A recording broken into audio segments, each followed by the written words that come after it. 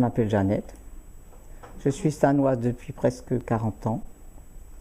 Je suis plus une fille du Nord, mais bon, quand je suis arrivée à Stein, je me suis sentie bien.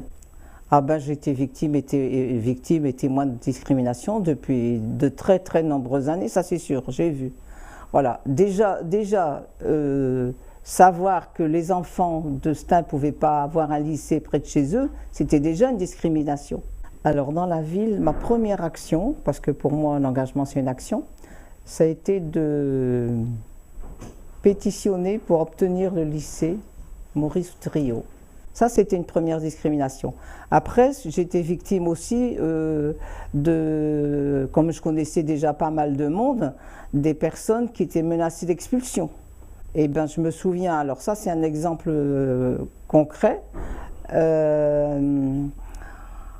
On avait appris qu'il y avait un problème dans une tour au Clos Saint-Lazare, et ça allait très mal. Mais à ce moment-là, j'étais déjà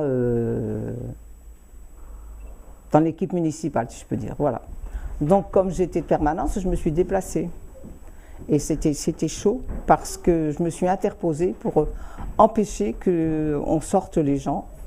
Et j'ai dit, écoutez, vous ne passerez pas, s'il faut, vous passerez sur mon corps, mais vous ne les sortirez pas de leur logement. Voilà. Donc ça, c'était une discrimination.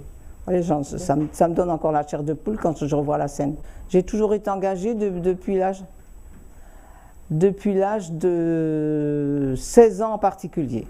Parce que j'ai commencé à travailler très jeune, à 14 ans et demi je travaillais dans le textile. Et puis à 16 ans, je me suis engagée dans un mouvement de jeunesse. Et ma première action à ce moment-là, c'était de pétitionner pour obtenir 3 semaines de congés payés pour les apprentis. Parce qu'il n'y avait pas ça autrefois.